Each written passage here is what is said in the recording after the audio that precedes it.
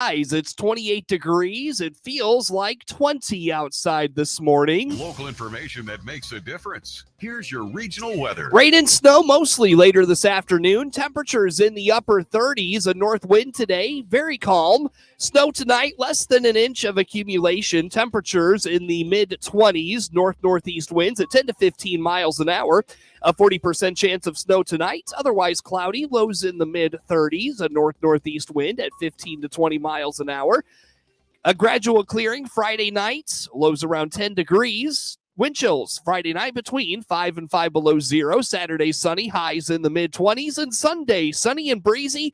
Temperatures in the lower to mid-50s across central Illinois as we continue through this Thursday. Cloudy skies right now in Bloomington, 26 degrees. It's 28 in Hayworth and Leroy, 28 in Farmer City, 30 in Champaign, 29 in Monticello, 28 in Decatur, 27 in Mount Pulaski and Lincoln, 28 in Springfield, and 26 in Peoria. 28, overcast in Clinton, feels like 20 outside. North winds are calm, 78% humidity, 10 miles of visibility this morning. Weather anytime is at DeWittDailyNews.com. MR Systems Wireless has an immediate opening. They're looking for a full-time internet installer to perform the initial setup of wireless internet and voice over IP services, as well as troubleshoot and repair wireless and phone services for customers. You'll be responsible for the basic installation and maintenance of wireless equipment. No experience necessary. Includes health benefits, mileage reimbursed. Starting pay is $15 an hour. Find out more and apply by going to mrsystemswireless.com, then clicking About, then Employment. Equal Opportunity Employer. Your own home without the maintenance. If you're 55 or better, a beautiful Liberty Village villa could be yours. This is Erin, and I invite you to come take a tour of our move-in ready villa. Click the Liberty Village icon at DeWittDailyNews.com. Simply the finest. DeWittDailyNews.com is the area's leading local news source 24 hours a day, 7 days a week. Get the latest local news, obituaries, police blotter, weather forecast, and more with no paywall. Head to DeWittDailyNews.com to get the local information you need to know. If you're looking for local hunting and fishing information, then join us for Central Illinois Outdoors with me, Jared White, Sundays at 8 a.m. here on WHOW. Every weekend, we'll offer detailed local fishing reports from professional guides. We'll swap stories with local celebrity sportsmen, and I'll invite you to share your stories as well. Central Illinois Outdoors with Jared White every Sunday morning at 8 on all WHOW platforms and on demand at CentralIllinoisOutdoors.com. Brought to you by Bob Ridings in Pana and the Clinton, Illinois Chamber of Commerce and Tourism Bureau. Let's swing open the farm gate together every day on WHOW. I'm Stu Ellis, your host of the long-running agriculture feature called The Farm Gate. I bring the latest news and information on where agriculture is and where it's going to WHOW Ag listeners several times a day. From tariffs to treaties, from the Board of Trade to the running board on your truck, I cover Central Illinois agriculture every day on The Farm Gate. Hear it all on WHOW's many platforms, on the radio or online. Join me, Stu Ellis, for the Farm Gate. You're listening to The Morning Show on the Big 1520 across Central Illinois. WHOW. Top of the morning. Thanks for being with us. I'm your host today, Seth Lawrence. My guest on the phone this morning is Dr. Sheila Greenwood, Superintendent of Bement Schools, and our conversation today streams live to Facebook and YouTube. It's brought to you by Peterson Insurance, your Beacon Insurance agent in Clinton. Dr. Greenwood, how are you today? I'm doing well, Seth. How about yourself? I'm doing good, and I'm headed over to Champaign for the boys state finals today, so looking forward to that. So, nice. Yeah, one of those things comes around once a year, and you always look forward to it. So, but Dr. Greenwood, I know that one thing happening, I don't know, I could be wrong. I feel like this happened in the last few weeks. Like, were there things on kids' faces, and they got to take those off recently? I might have heard something about that in the news. Do I have that right? Yeah, you're very on top of things. I tell you what, we had... the board decided at our last board meeting about a month ago that we were going to go masks optional, mask recommended. And so we took a day and talked with the staff, because the board meeting was that night, talked with the staff and talked with the students the next day. And then we started the masks optional. And it was an interesting experience, because I think just having the communication ahead of time and not just dropping the ball and saying, hey, tomorrow morning, mask optional. So it was really good, because the kids were so respectful with each other, and we still had some kids that wore masks the first few days. Mm-hmm. We're seeing a lot fewer kids with masks right now, but we still have a few that are wearing masks, and some of the staff that have chosen to wear masks. But yeah, we've been able to get rid of those, and so it's been kind of nice to be able to see some of the kids' smiles, and of course some of the first and second graders without their teeth, those kind of things. Yeah, you forget about, showing off that that tooth you lost. Yeah, exactly. It's funny. My kids kind of went through that too. I never would have thought of that. So that's interesting. But did the atmosphere change? I mean, you mentioned you kind of prepared the kids a little bit ahead of time for the change that was coming. But did you feel a different vibe in the building? It's one thing to tell kids something. Maybe it doesn't register what that's going to mean, or how much excitement they may have towards something. How about that? I think they talked a lot more.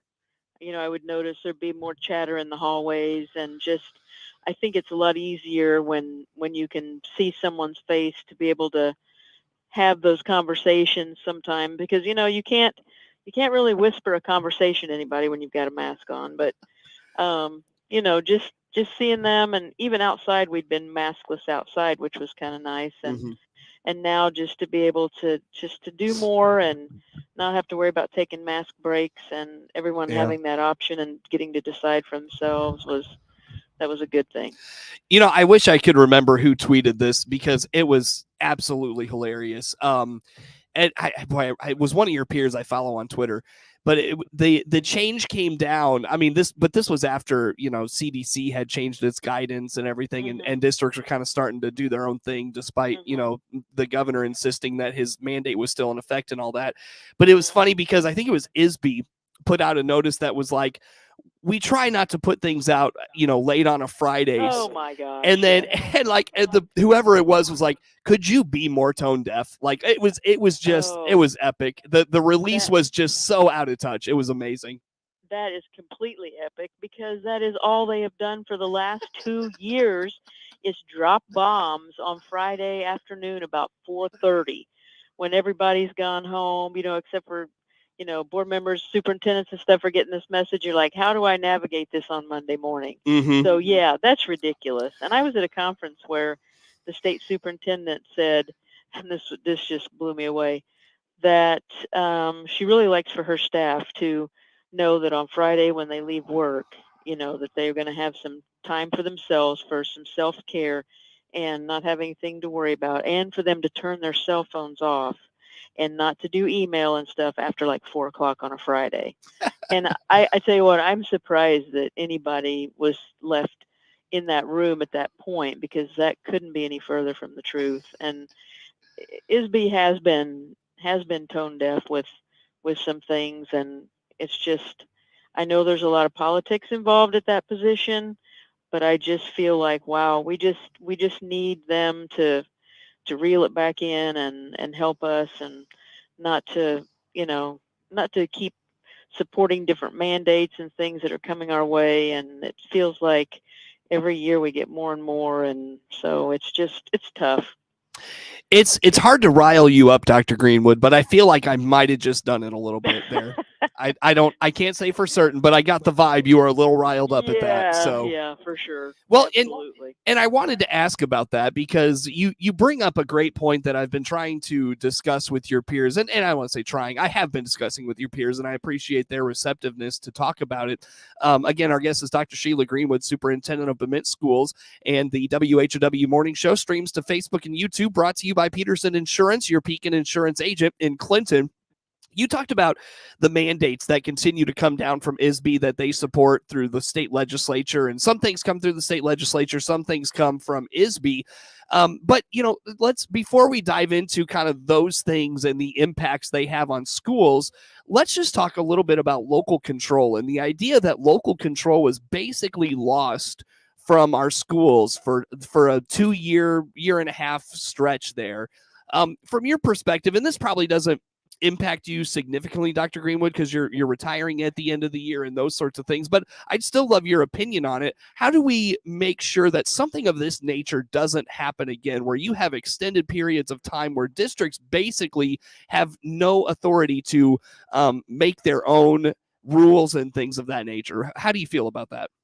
I think there's been a pretty steep learning curve the last couple years with what we can and can't do, and I feel like once we got to the position that we're in right now, I just feel like that there will be enough pressure, enough collaboration that school districts are going to really keep a close eye on things. And I know some folks in the area that are trying to continue to band together to make sure that we do not only establish local control, but we're able to keep it. And I know my school board, they've been a great school board to work with and work for. And, they're encouraging me, let's put together some metrics of local, conditions and I think that's going to be the way it's going to be moving forward. So I think what's kind of happened in the last 2 years, I just don't see that happening again, because I think, people have come to the conclusion that it's not one size fits all. Well, and this you can speak more directly to, because, it really, the last 18 months, 2 years or whatever it's been, has really been kind of the tip of the spear, the top of the mountain, whatever you want to call it. It's just put the cherry on top of the fact that the state has mandated a lot of things on Illinois schools. And this isn't anything new from your perspective. This is an ongoing thing for 10 plus years. I think it was Dr. Taylor up in Hayworth told me there's 100 pages of mandates for schools to follow that have come down from whether it's ISB or the legislature. And when you continue to put in mandate after mandate, they come to these with, oh, well, this is just a small thing. It's really not that significant. But over time, you're talking about dozens and dozens of pages of mandates that you have to implement. That's really eroding away at the local control that you have with your school boards. It's incredible, honestly. And it's been a few years ago now, but I had done some research on the mandates and did a presentation on those, and the amount of mandates at that time was just incredible. And honestly, it's almost impossible to get through all of the mandates every year. Like, some of the things are required, some things are every other year. But the problem with that lies, everybody's so worried at the state level. We have to have all these assessments, all these high stake assessments to see, why aren't our kids doing better in reading and in math? Why aren't they doing better in this? Why aren't they doing better in science? Well, I'll tell you why they're not doing as well in those things, is because you've mandated so many extra things that we have to teach that are taking time away from the core curriculum of the things that we hope to accomplish, so that these kids, when they walk out of these doors as seniors and graduate, they're going to be successful. And, part of it is, I think society has changed. I think parenting has changed. And so many things that they're wanting the schools to do really are more on the parent level. And so, we've just, you hear the phrase, the coined phrase of the whole child. Well, and that's, you want to address the whole child, but you don't really need to be dipping into some things that really aren't school issues, not, as much. And so, right. It's become very political and is in that as well, because, we're looking at adding different types of curriculum. And so we're doing, every ethnicity wants to have their own set of history. And I just feel like, just teach history and teach that it's everybody. It's not, it doesn't have to be, when they talk about some kind of research or something, who did it. You can say who did it, but you don't have to give them their whole family history and family tree. Right.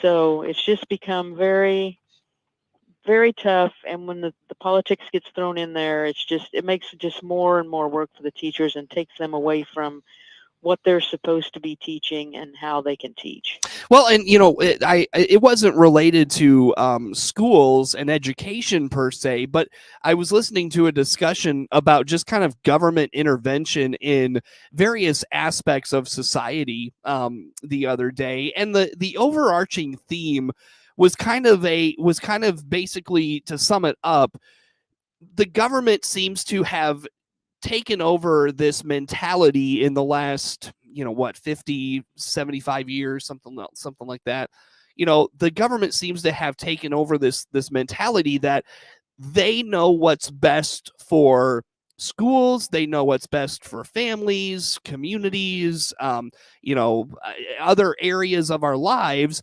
And so the kind of the theme is basically they know best, and so they're going to kind of mandate how you operate and how things are done. And when there's so much government overreach in a lot of areas, that's where you really find a lot of deficiencies and inefficiencies.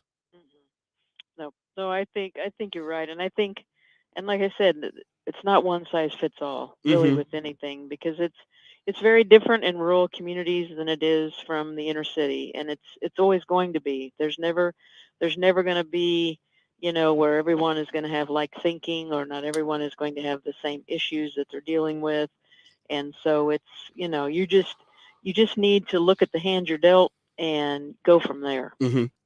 Well, Dr. Greenwood, I'll tell you what, I look at the clock, I can't believe it, but we already need a break. So let's do that. We'll come back with some more. Dr. Sheila Greenwood, Superintendent of Bement Schools, my guest on the phone. We'll talk more with her coming up on the morning show, which again streams to Facebook and YouTube, brought to you by Peterson Insurance, your Beacon Insurance agent in Clinton.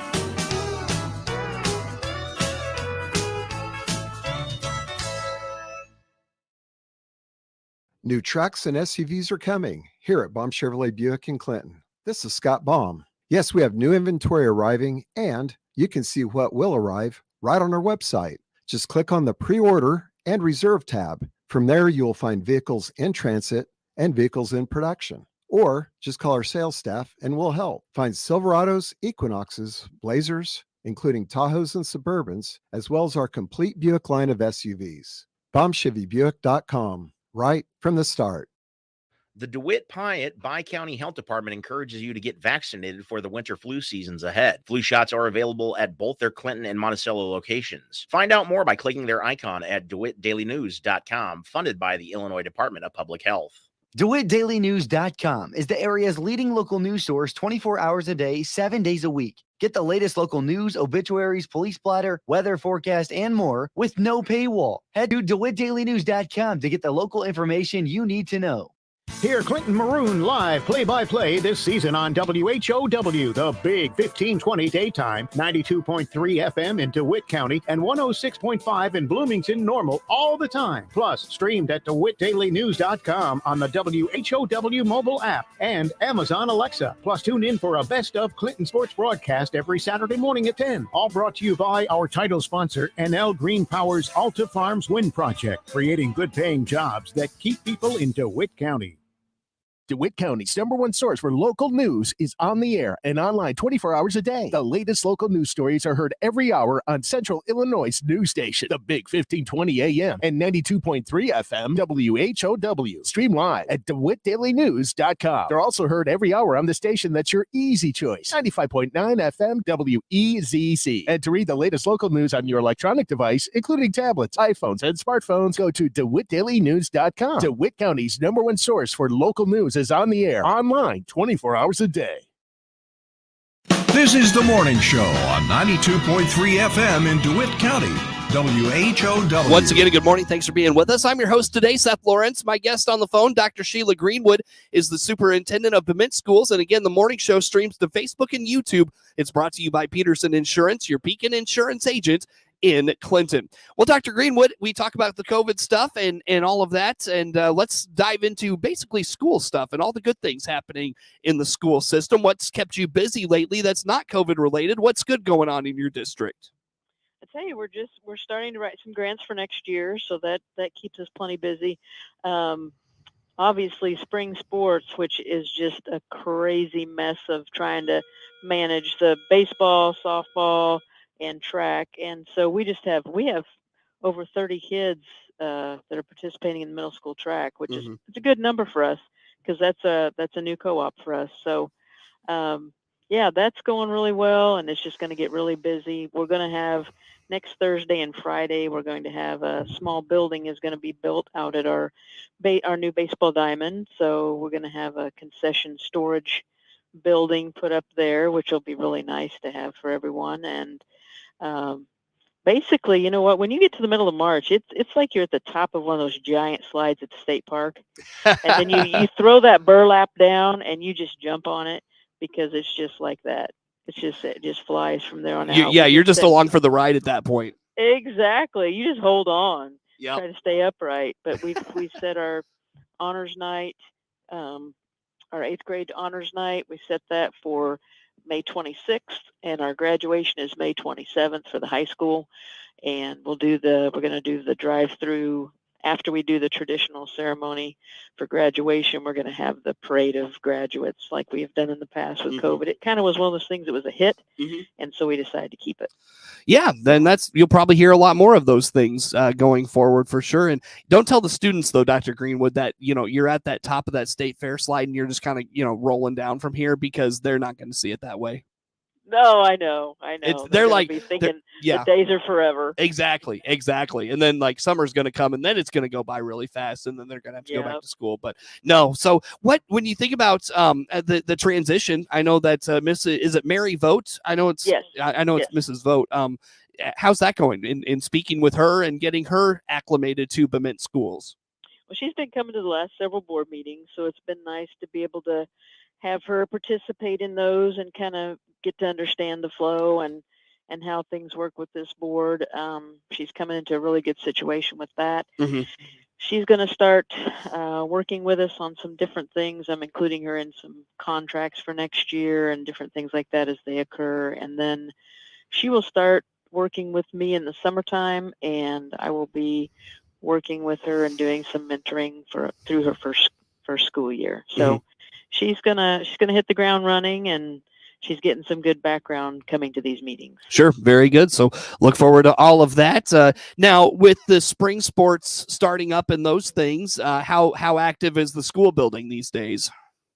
Well, it's still pretty active, just because occasionally we'll have some practices here, and obviously the baseball diamond, softball when we have our games there as well.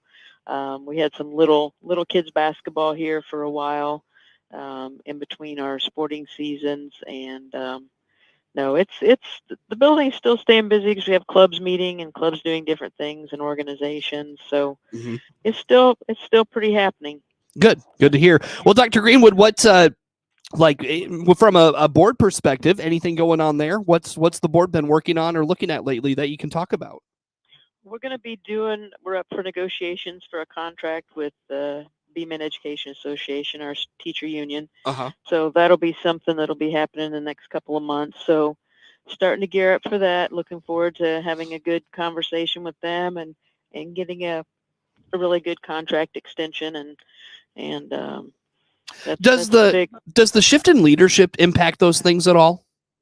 Well, not necessarily. The contract I'll be taking care of the contract with the board, and I think Mrs. Vogt will be observing so that she'll be able to sit in. I did the same thing when I came the spring before I started. I was able to sit in and just observe the negotiations, and it's just good because you get an idea of how the interactions take place, and that'll be good because then the next time it'll be Mary's, and she'll be taking care of that with the board.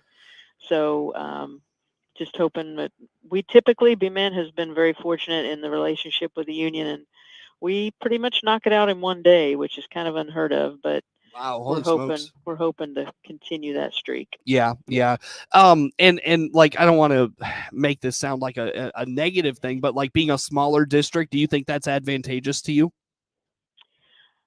In some things, yes, I do with negotiations. And I think in some other things, it makes it more of a challenge sometimes to attract teachers and that type of thing, because, you're in a small town without a convenience store. You're not close to a Walmart. You've got one gas station, one small grocery. So there's a lot of positives with that, but then there's also some challenges that come along with that. Never thought of that. Never thought about that before. Interesting. Yeah. Dr. Greenwood, where do folks go to keep up with all things Bement schools? On Twitter, we're at #Bement Bulldogs. And on our website, we have lots of information on there. I know people don't really go to the websites as much anymore, but Facebook, we have Bement CUSD 5, And we put out a lot of information on our Facebook and Twitter. Sure. And that's the way people get to us the quickest. Very good. Dr. Sheila Greenwood, Superintendent of Bement Schools, my guest on the phone, streaming to Facebook and YouTube, brought to you by Peterson Insurance, your Pekin Insurance agent in Clinton. With SRN News, I'm Rich Thomason in Washington.